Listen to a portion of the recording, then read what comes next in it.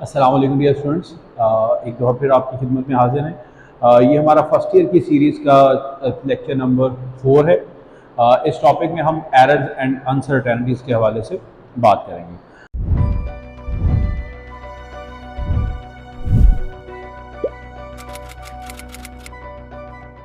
Topic number 1.4 errors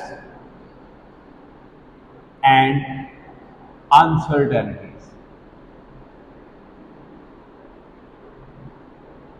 actually ये जो topic हमारा है ये एरर्स के ऊपर मेनली फोकस करता है। अनसर्टेनिटीज़ के हवाले से जो टॉपिक है ये थोड़ा सा आगे जाके दोबारा से एक टॉपिक आएगा जो total assessment of the uncertainty है इन द फाइनल रिजल्ट। उस टॉपिक में इसके बारे में डिटेल में बात करेंगे। तो यहाँ पर हम इसको ब्रीफली इंट्रोड्यूस करके हम जो है वो आगे बढ़ जाएंगे। जैसे फॉर एग्जाम्पल एरर, सबसे पहले हम बात करते हैं कि एरर हमारे पास क्या होता है। तो बेटे आप लोगों ने अंडरस्टैंड करना है, एरर एक्चुअली हम किसी भी मेजरमेंट में आने वाले फॉल्ट को कहते हैं। जब हम कोई मेजरमेंट पर परफॉर्म करते हैं और उस मेजरमेंट को रिकॉर्ड करते हैं तो उस रिकॉर्ड में जो एरर आ जाता है बाज़ औक़ात, जैसे मिसाल के तौर पर आपने अंडरस्टैंड करना है जी, ग्रेविटेशनल एक्सेलरेशन जो होता है इसकी वैल्यू होती है 9.8 मीटर पर सेकेंड स्क्वायर। लेकिन समहाउ हम कहते हैं अगर इसको ये कह लें ये इसकी एक्चुअल वैल्यू, कौन सी वैल्यू है? Actual value. और हमसे कहते हैं किसी ने इसको मेजर किया है, मेजर्ड वैल्यू है इसकी, मेजर्ड वैल्यू, इसको मेजर किया है, उसने इसको मेजर कर लिया 10 मीटर पर सेकेंड स्क्वायर।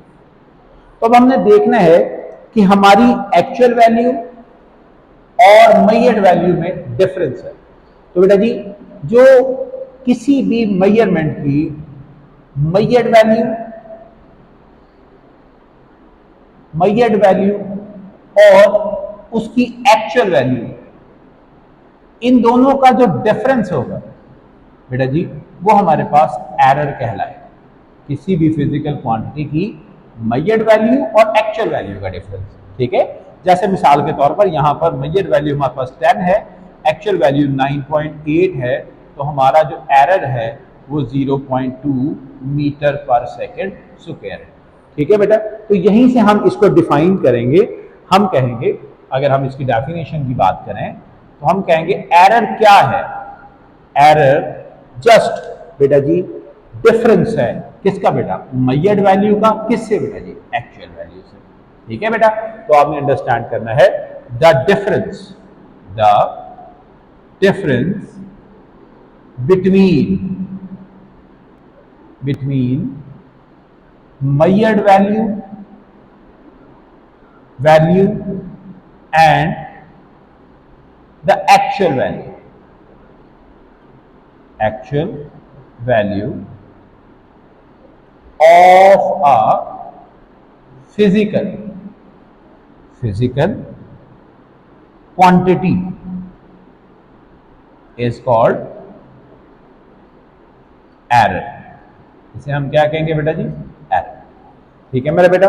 होपफुली आपको इस बात की समझ आ गई होगी कि एरर असल में फर्क होता है असल जवाब का बेटा जी आपके मेजर्ड वैल्यू से पैमाइश किए गए जवाब से। अब बेटा जी देखें, अगर किसी मेजरमेंट में एरर आ रहा है तो बेटा जी उस एरर की कोई ना कोई वजह होनी चाहिए। तो बेटा जी हम देखते हैं हमारे पास एरर की वजह क्या होती है, रीजंस।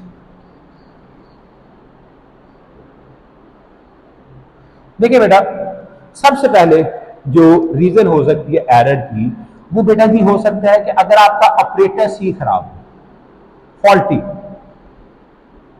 ऑपरेटर्स या फॉल्टी मेजरिंग इंस्ट्रूमेंट, कि आप जिस चीज के जरिए उसको मेजर कर रहे हैं वही क्या है? वही फॉल्टी है।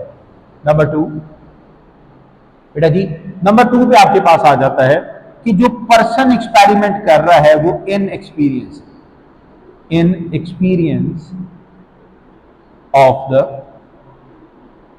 पर्सन, या आप नेग्लिजेंस ऑफ द पर्सन की बात भी कर सकते हैं। इसी तरह से जो थर्ड वजह हो सकती है वो रॉन्ग और इनअप्रोप्रिएट मेथड हो सकता है। इनअप्रोप्रिएट मेथड, कि जो तरीका आप इस्तेमाल कर रहे हैं मेजरमेंट के लिए या जो टेक्निक आप इस्तेमाल कर रहे हैं वही क्या है, वही गलत है, वही इनअप्रोप्रिएट है। ठीक है मेरे बेटा, तो ये बेटा जी आपके पास एरर है। एरर के बाद बेटा जी आपके पास आ रहा है uncertainty.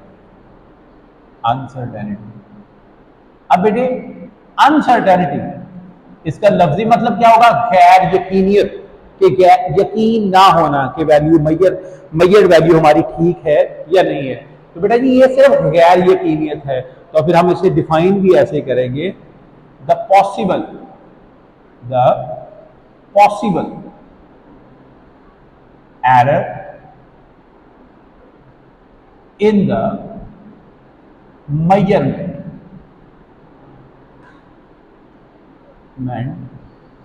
is called uncertainty। Uncertainty, कि किसी भी मेजरमेंट में एरर होने की पॉसिबिलिटी को अनसर्टेनिटी कहते हैं। ठीक है मेरा बेटा, इसकी भी वजह हो सकती है, जैसे रीजंस। फिर वही बात हम लिख सकते हैं, in experience of the person, in experience और नेग्लिजेंस ऑफ द पर्सन, कि जो बंदा एक्सपेरिमेंट परफॉर्म कर रहा है उसका एक्सपीरियंस नहीं है। या इसके अलावा देखें, जैसे किसी बच्चे की एज, किसी दरख्त की ऊंचाई, वो क्या होती है, वो कुदरती तौर पर चेंज हो रही है हर वक्त। तो हम ये भी कह सकते हैं natural variation, natural variation in the physical quantity, कुदरती तौर पर आपकी फिजिकल क्वांटिटी क्या हो रही है बेटा, वो चेंज हो रही है। तो उसमें भी बेटा जी हम क्या कह सकते हैं, गैर यकीनियत जो है वो उस मेजरमेंट पे आ सकती है। ठीक है बेटा, तो हमारा एरर, तो हमने एरर के बारे में क्या सीखा कि ये डिफरेंस है मेजर्ड वैल्यू का, किससे बेटा जी, actual value of a physical quantity से। और फिर हमने इसकी बात की, इसके बेटा जी रीजंस की, जो कि फॉल्टी ऑपरेटर्स हो सकता है, या फिर इन एक्सपीरियंस ऑफ और नेग्लिजेंस ऑफ अ पर्सन हो सकती है, गलत या इनअप्रोप्रिएट बेटा जी एक्सपेरिमेंट करने का तरीका या टेक्निक जो है वो हो सकती है। अब बेटा जी ये टॉपिक मजीद जो चीज कवर करता है उसमें अनसर्टेनिटी शामिल रही है। नेक्स्ट चीज जो है इसके अंदर वो है बेटा टाइप्स ऑफ एरर्स। तो सबसे पहली बात बेटा जी, सबसे पहला एमसीक्यू जो इसमें आपसे पूछा जा सकता है वो है बेटा जी आपका, बेटा there are two types of errors, there are two types of errors. अब वो कौन सी टाइप्स हैं, तो आप लोगों ने बेटा अंडरस्टैंड करना है। नंबर 1 पे आ जाती है आपकी बेटा सिस्टमैटिक एरर, सिस्टमैटिक एरर। तो आप लोगों ने अंडरस्टैंड करना है कि सिस्टमैटिक एरर बेटा जी क्या होता है। तो बेटा देखें, लफ्ज में सिस्टम आ रहा है, सिस्टम का मतलब एक तरतीब होती है, तरतीब दी हुई चीज को सिस्टम कहते हैं। तो बेटा ऐसा एरर जिसमें कोई तरतीब हो, जिसमें कोई पैटर्न हो, या ऐसा एरर जो बेटा जी हर अगली मेजरमेंट में बेटा जी हर जो बार बार आप जो मेजरमेंट्स कर रहे हैं उन मेजरमेंट्स को इन्फ्लुएंस कर रहा है, उन पर असर डाल रहा है बराबर बराबर। हम इजीएस्ट वर्ड में डिफाइन कर लेते हैं कि सिस्टमैटिक एरर एक ऐसा एरर है जो किसी भी फिजिकल क्वांटिटी की मेजर्ड वैल्यू को बेटा जी मेजर करता है, कैसे बेटा जी, सॉरी इन्फ्लुएंस करता है इक्वली। तो बेटा इसी तरह से इसको डिफाइन कर लेते हैं, such error which influence the repeated measurements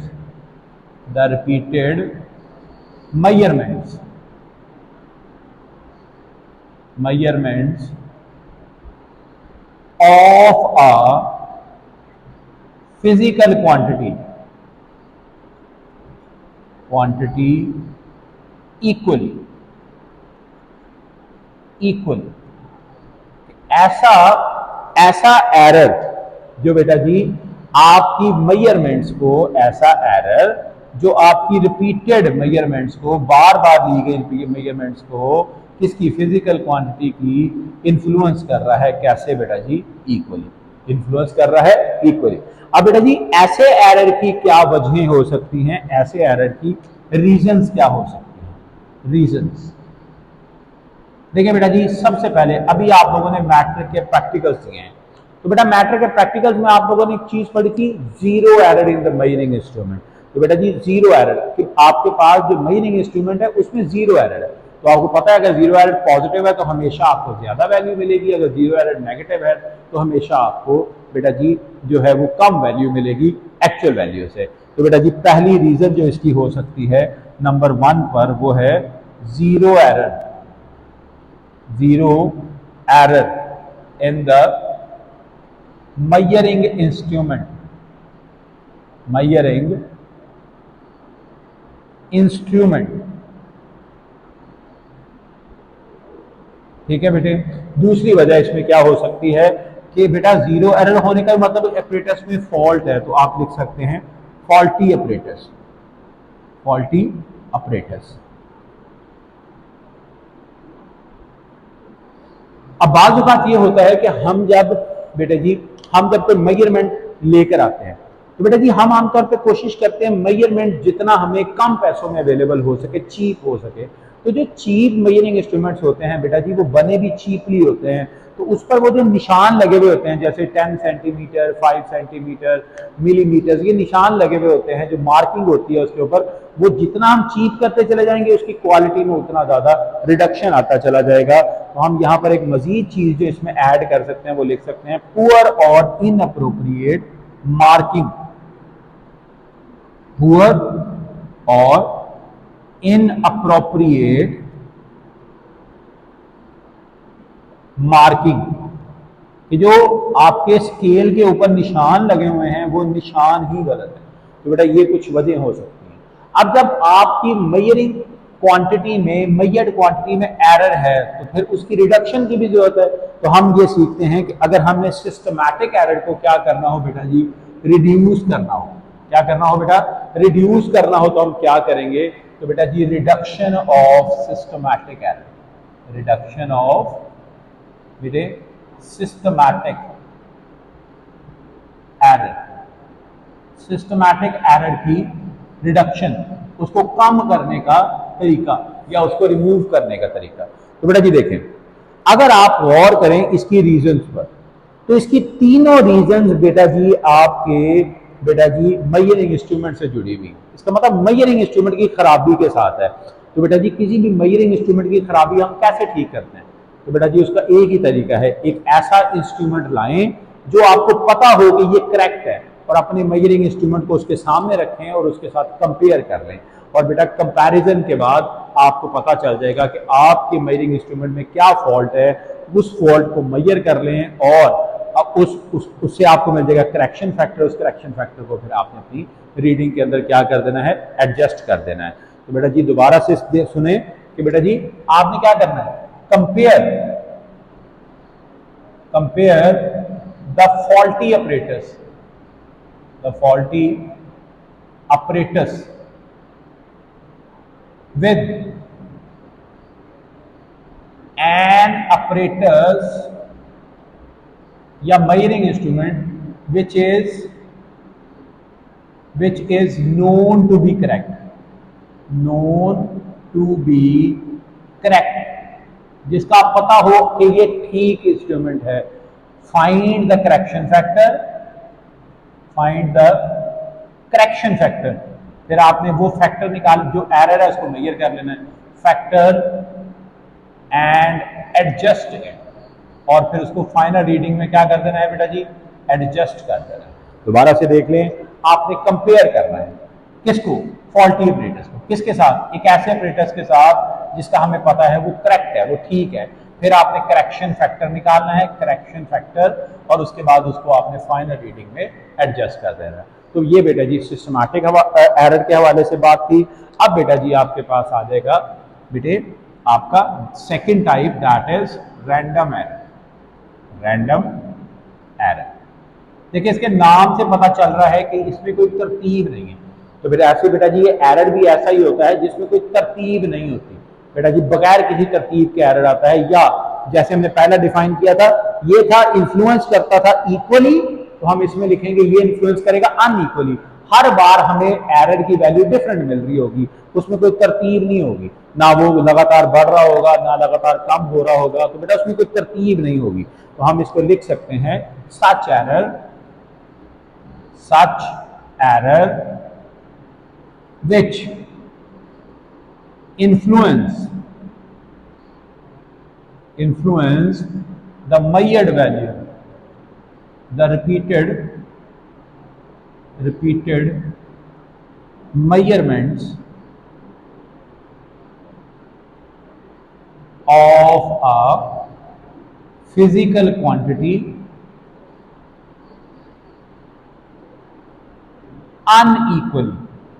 unequally कि वो असर तो डालता है लेकिन उसका असर अनइक्वल होता है। Influence repeated measurements unequal. ठीक है मेरा बेटा। अब इसकी रीजंस क्या हो सकती हैं? इसकी रीजंस बेटा जी बहुत आसान है। इनकी रीजंस बेटा जी अननोन होती है, हमें नहीं पता होता कि ये रैंडम एरर जो आ रहे हैं ये किन वजहों से आ रहे होते हैं, तो हम कहते हैं इसकी रीजंस अननोन। अब बेटे रैंडम एरर आ रहा है, रीजन उसकी अननोन है, तो कम तो उसको करना पड़ेगा ना। तो उसको कम करने के लिए कौन सा तरीका लगता है? बहुत ही आसान सा तरीका है, आपने बहुत सारी रीडिंग्स लेनी है और उसकी एवरेज निकालनी है। बेटा जी रैंडम एरर को कम कैसे करते हैं कि आपने बहुत सारी मेजरमेंट्स लेकर, लार्ज नंबर ऑफ मेजरमेंट्स लेकर उन तमाम की क्या निकाल लेनी है बेटा? एवरेज निकाल लेनी है। तो बेटा जी बेटा जी इजी मेथड है इसकी रिडक्शन का। तो आप देखेंगे रिडक्शन ऑफ रैंडम एरर। तो रैंडम एरर की रिडक्शन मैंने क्या बताई? Take large number of measurements, take large number of measurements, then calculate their average, और फिर उसकी एवरेज जो है वो कैलकुलेट कर लें। लार्ज नंबर ऑफ मेजरमेंट्स लें और फिर उनकी एवरेज कैलकुलेट कर लें, तो आपका रैंडम एरर रिड्यूस हो जाएगा बेटा।